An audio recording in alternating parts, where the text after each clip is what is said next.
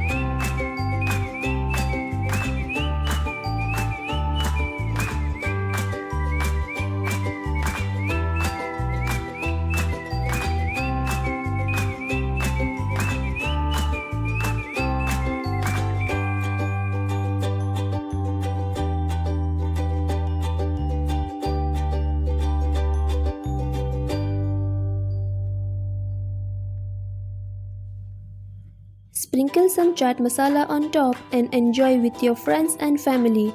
Guys, don't forget to like, share and subscribe to my channel and click the bell icon so that you never miss any update. See you in the next video. Till then, goodbye.